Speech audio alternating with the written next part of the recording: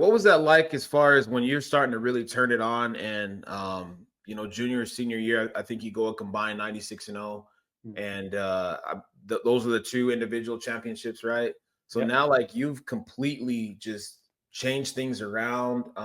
You're winning. Like what was the chatter like at high school? I mean, from going to like a rough freshman year to now you're the top dog. Mhm.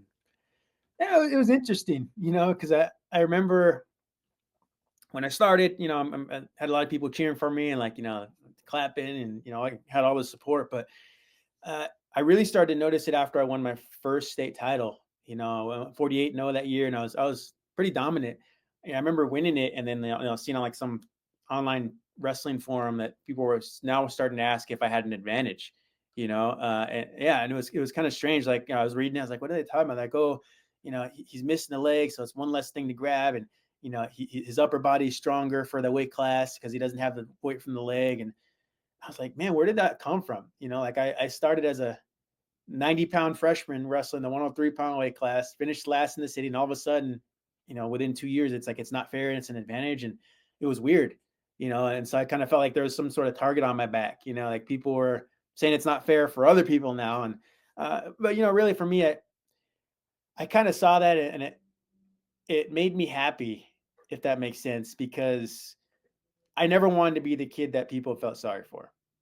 Like, oh, he's missing his leg. I never wanted to be like, that, and so now I felt like I was getting so good, you know, uh, to where people were trying to tear me down because I was getting so good. So in a way, I was frustrated, because like I felt like they're taking the hard work away from me, but at the same time, I was like, well, you know what?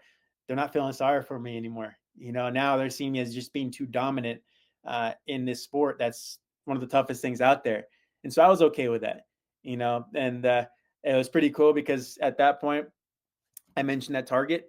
People started to come at me with different tactics on the wrestling mat. Trying to find ways to beat me, and I felt very honored for that. I felt like there was now was no longer me chasing people. It was now I'm the one getting chased. I'm the one that they're trying to hunt down. So it was an extra motivator for me. Like I was making room now. I was making noise, and they're trying to take me down a notch, but I was going to keep moving.